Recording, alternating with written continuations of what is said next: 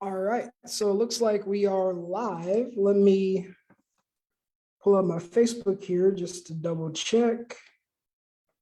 Awesome, cool. We are ready to rock and roll. Well, welcome everyone. Thank you for joining me today on this live training that we were doing.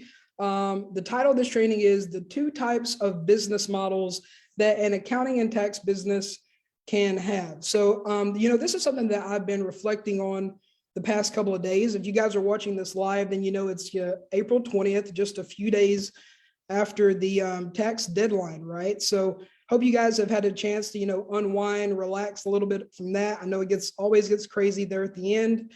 But that's exactly what I want to talk about is maybe how to stop that tax season chaos that we experience every year and create a business that's a little more sustainable and a little more predictable. So, I was thinking back, kind of had a flashback to April 2016. So I bought this accounting firm, the business that I'm sitting in right now. I bought it in December 2015. So came in, got right to work, went through that first tax season and realized that I kind of had a mess on my hands.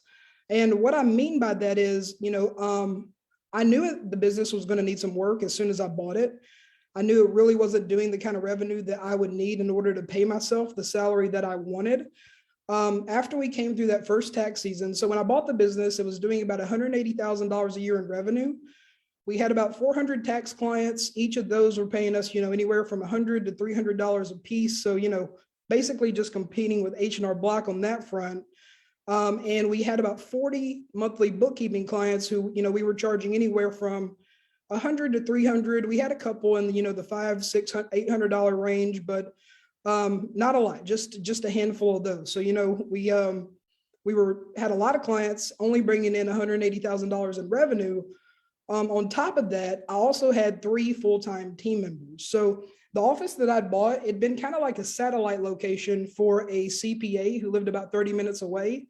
So it was pretty hands-off for him. My mom was the office manager of this firm when I bought it. So, he was cool just making, $25,000, $30,000 in profit from the business. It kind of ran itself. Didn't give him too many headaches. So he viewed it as a good gig. But what actually happened is, summer of 2015, like I said, my mom was the office manager.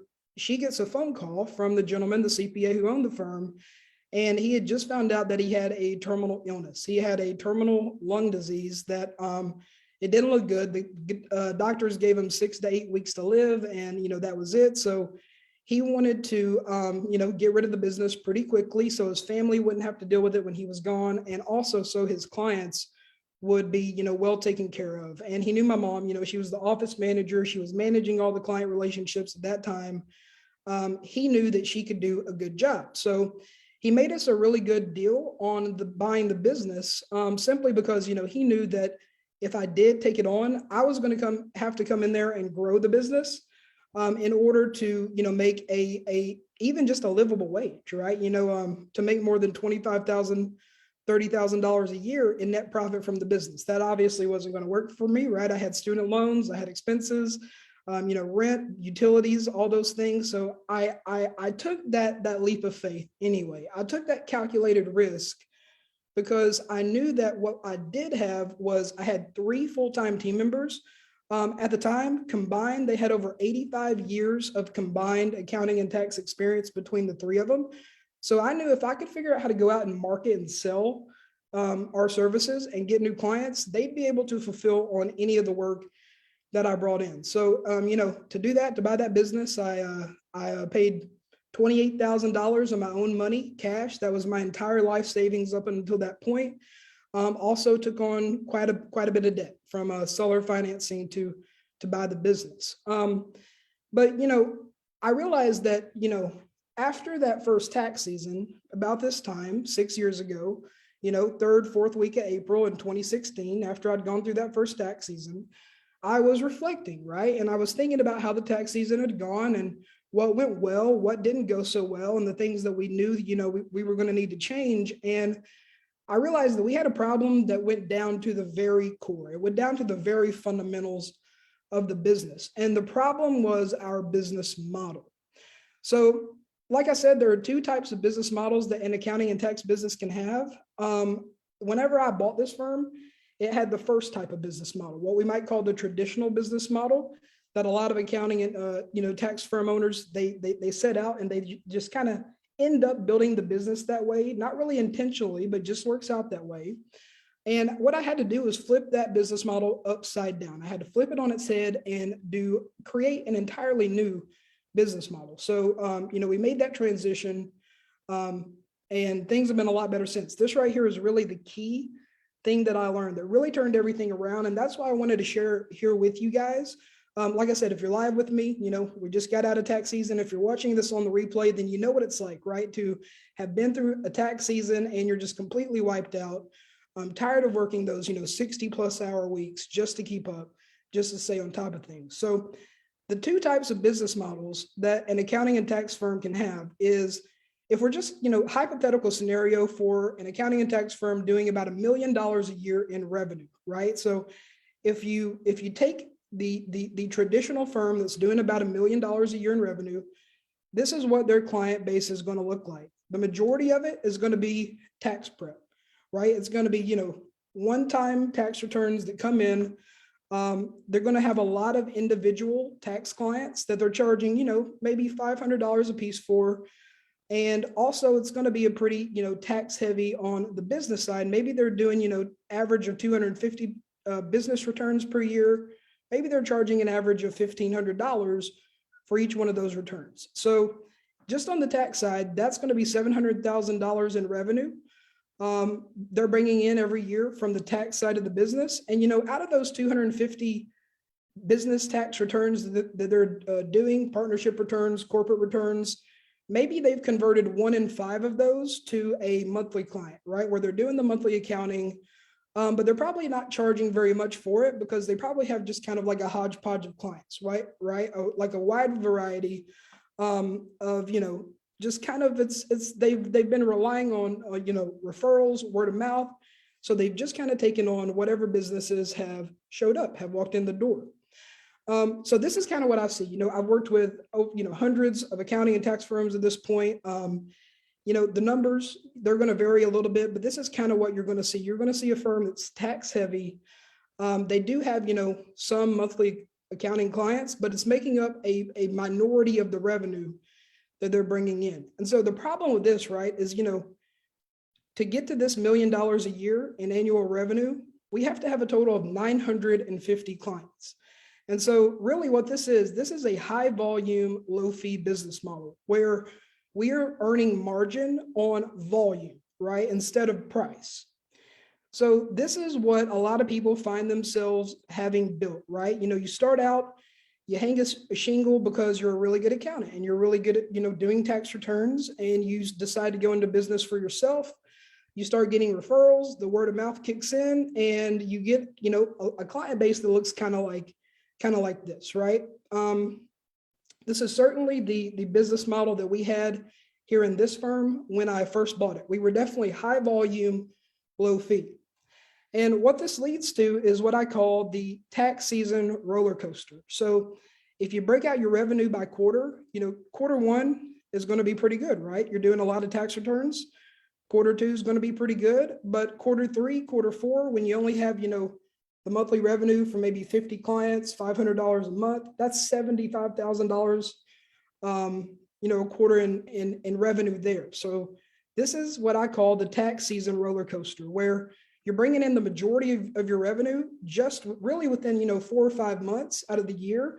And it's a little cash strapped the rest of the year, right? So some of the symptoms of this, having this kind of business model, you're going to be working long hours for 4 or 5 months of the year, right? We're talking 60 plus hours a week.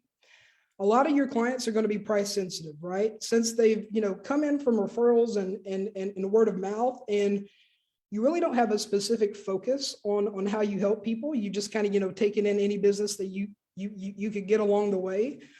These clients are going to be a lot more price sensitive than clients that you've gotten using the other business model that we're about to see. Another symptom, you're going to have periods of feast and famine, right? So, quarter one, quarter two, they're going to be really good. Quarter three, quarter four, they're going to be a little dry, right? It's going to be a little hard. how many of you guys, you ever thought about having trouble making payroll in, quarter four? Maybe you wanted to give your employees a big, holiday bonus check, but you really just didn't have the cash flow to do it. You knew it'd be coming in January and February, right? When things pick up for tax season, but you just didn't have it to do it at the time. And, another side effect of this is a lot of these price sensitive clients, they're going to be non-responsive clients that you have to chase down, right? So if this is the traditional business model, what is the better way? The new $1 million firm business model is, like we said, we're just flipping this upside down. So instead of being high volume, low fees, we want to transition our business model into being low volume and premium fees. And I can give you an example of this here. So this is kind of what it looks like, right? With the traditional firm model, we're going to be high volume, low fees, having about 1,000 clients. And maybe this is what it looks like. 650 clients at $500 a piece. That's $325,000 in annual revenue. 250 clients at $1,500 a piece. Those are the business tax returns. Maybe that's another $375,000 in revenue. And, tax side, you're bringing in about 750 clients at $500 a month. That's $300,000 in annual revenue. And so this is what I was talking about right here with the tax season roller coaster, right? We're bringing in a lot of money in the first 2 quarters, but quarter 3, quarter 4, we don't do very well during those, right?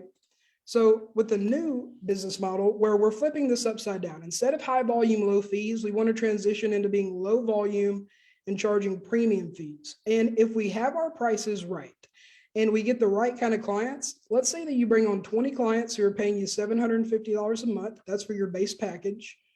You have 30 clients who are enrolled at your mid-tier accountant level package for $1,500 a month.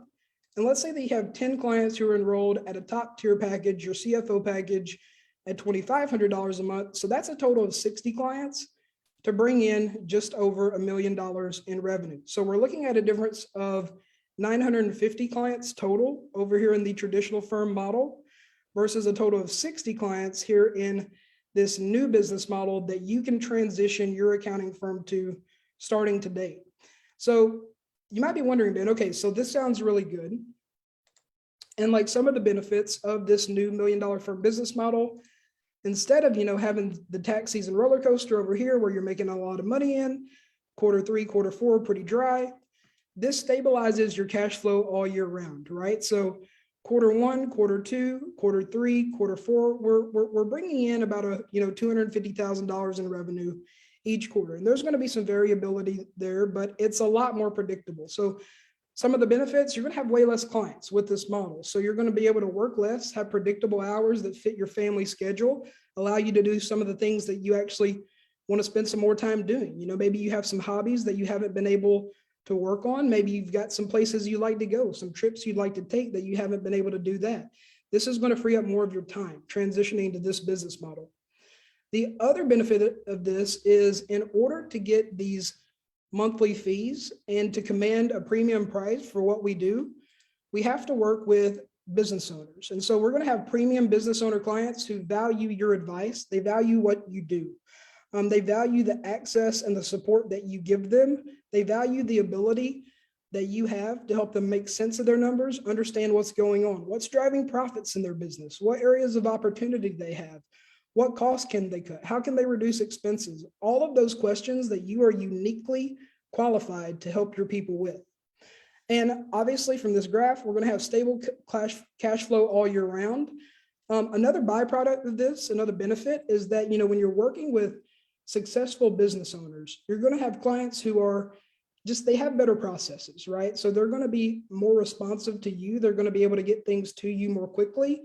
They're going to pay you better and they're going to pay you faster, right? So this right here is the new $1 million firm business model that you can transition to. So instead of where we're, high volume, low fees, we're relying on tax prep for a majority of our income. We can transition our client base over to working with business owners who pay us on a monthly basis. And when we do this, we don't need a lot of them to bring in the same amount of money. So can you see how this business right here, this would just be so much simpler to operate than this business model right here? Just the difference between 950 clients versus 60 clients, it is a big, big difference, especially in terms of your bandwidth, your mental energy, the amount of communication that you're having to do. So, you might be saying, okay, Ben, that sounds good. Working with those kind of business owners who can pay me those kind of fees every month, but like, how do I actually find those people? So what I want to tell you is that you have to understand that as an accounting and tax professional, the highest and the best use of your time, of your skill set, of the experience that you have, of the expertise that you've developed, is to serve successful business owners and work with them on an ongoing basis, right? So if you've got your packaging and your messaging down, you can attract the top tier buyers of accounting and tax services. So just think about it. Who are the top tier buyers of accounting and tax services? They're going to be business owners with successful businesses. And by successful, I mean business owners who are doing, they have businesses doing at least $1 million in revenue or more. Ideally, at least $500,000 a year in annual revenue for you to be able to come in and really offer the kind of value that you need to offer in order to get paid, $1,000 a month, $2,500 a month, $5,000 a month and up for monthly accounting and CFO services, right? So we have to, through our packaging and our messaging. Packaging is essentially, what are you doing? Who are you working with? What are you doing for them? What are you not doing for them? Getting really clear on those things. And the messaging part of that is communicating the value of what we do to them so that people are interested in working with us, right? So what are the benefits of working with you? How can you serve that type of client in a way that, any other CPA, any other accounting firm would not be able to? What solutions can you provide them that are unique to the kind of business they have? So we do really want to get specific about the kind of business owner that we're working with in order to command these kinds of fees. So that's the second key there, guys, is to command the premium fees. We have to work with business owners who are doing well, right? Business owners who value our advice and what we can bring to the table for them.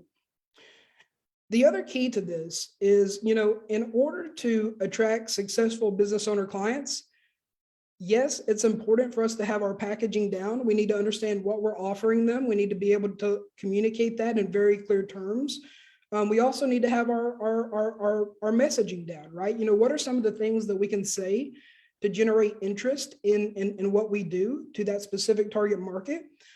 The other element to this, the third key to this, is to start thinking like a business owner yourself.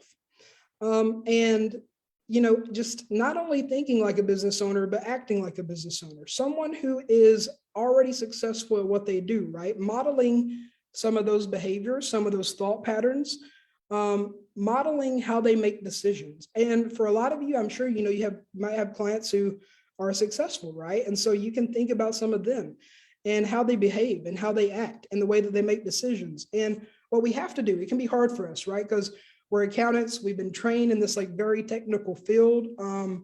But what we really have to do is take off our accountant hat and we have to put our business owner hat on.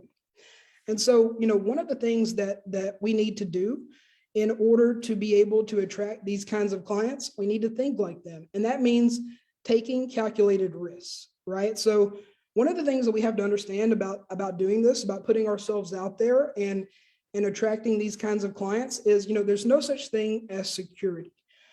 Security is a false belief. It's a false idea, right? There are only periods in life of being less secure or more secure. So really thinking about, what can you do in your business today? What can you do in your business before you go to bed tonight to move this forward? What can you do today to start transitioning into that new business model that I just showed you, that we just talked about? Like, if you know that's the right thing for you to do for your business, then now's the time to act, right? They say that, the best time to plant a tree was 20 years ago.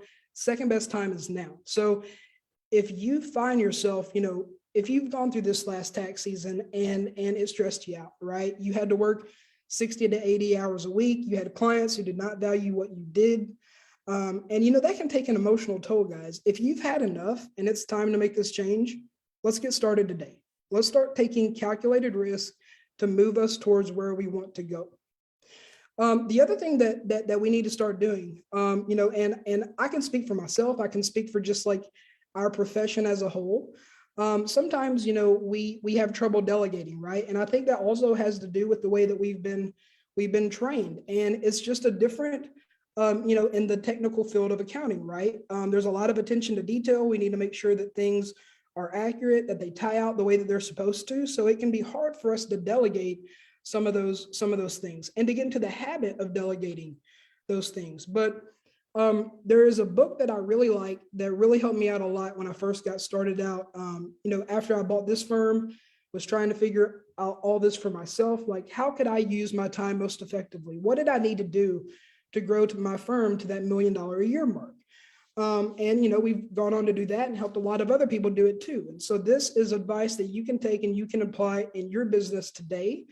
It's a book called The EMyth by Michael Gerber. And the fundamental principle of the book is that there are 3 roles in every business. Okay, so there's the technical role, there's the managerial role, and there's the entrepreneurial role. So, like I said before, a lot of us accountants, we start an accounting and tax business because we're good at the technical aspect of the work, right? We're good at accounting, we're good at taxes. So we think, hey, we're going to offer this as a skill to other people. The problem with that is that if we only do that, then we're kind of leaving everything up to chance, right? As far as what kind of clients are we attracting, what kind of prices are we charging, we have to focus on the managerial function, which is like systems and processes. How do we manage the actual work? And then the most important function is the entrepreneurial function of the business, which is those kind of questions. What do we do? Who do we serve? How much do we charge? How much money do we want to make? And how do we get there? How do we reverse engineer our revenue goal and our income goal to get to that point, right? So you have to get into the habit of delegating. This can be hard, but just think about everything you do in those 3 categories, right? Everything you do, just spend one day journaling down, writing down, doing like a time audit of every single thing you do and ask yourself, okay, was that a technical task or was that an entrepreneurial task? And what you're going to find is you're probably doing some more technical tasks than you really need to be doing. In that case, if that's the case, then it's time to hire a bookkeeper. It's time to hire a staff accountant, right? It's time to hire a tax preparer who can free up some of your time so you can spend more time focusing on the managerial function of the business, also the entrepreneurial function of the business, because that's what actually makes you money, right? If we don't focus on the entrepreneurial function of the business, then there will be no business. Our business is just going to run out, right? At some point, it's going to be unsustainable. Cash flow is going to break. We're not going to have a business anymore. So definitely make time to focus on not only the technical aspect, not only the work that you're doing, but how are we managing the work? What kind of systems and processes are we building? And also the entrepreneurial function, marketing, sales, pricing. That is the most important function in the business as the business owner, in the seat that you occupy inside of your business. The other thing that we really need to start thinking a little differently about if we're going to attract these kind of successful business owners as clients is understanding how they think about time versus money, right? So, those are really the only 2 resources that we have. We either have time or money. Those are the things that we can use to go out and get solutions to the problems that we have. So a savvy business owner, what we have to understand when we're talking to these people, when they're prospects for our services, when they're thinking about becoming a client, is savvy business owners who are successful, they value time more than anything, right? Like if they're a successful business owner, they know how to make money. So money ebbs and flows. That's the natural progression of life. You know it, I know it, it does for everyone, right? So if you have someone who's successful, they know how to make money. They might also, know how to spend money pretty well too, right? So there's going to be that natural ebb and flow. But what we have to understand is that, money is just a tool to these people, right? What they really value more than anything else is their time. They can always earn more money. They cannot get back more time. So just wrapping our minds around that when we're having conversations with these people, and also modeling that same kind of behavior for ourselves, that is critically important, because the real finite resource here is time.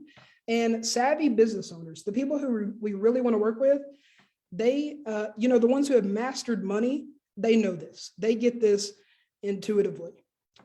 So guys, look, if you feel like, after watching this video, you feel like, you might have built yourself a firm that is high volume, low fee, and you're interested in getting some more premium clients, what I want you to do is, if you're on the live, drop it a comment that says cash flow below. I'm going to have one of my advisors reach out to you. They will ask you a few questions, see if we can actually help you. And if we can, they'll invite you onto a call where we'll dig into your business. We'll give you some free advice. We'll see what's going on. And we will see if we can take our system that we've used. We've helped over 700 accounting and tax firm owners grow their businesses by getting high-paying virtual clients. We'll see if we can take what we use for them and apply it to your business. So look forward to talking to you soon, and take care. Enjoy the rest of this last week of tax season. Have some time to relax, unwind, and talk to you soon, guys.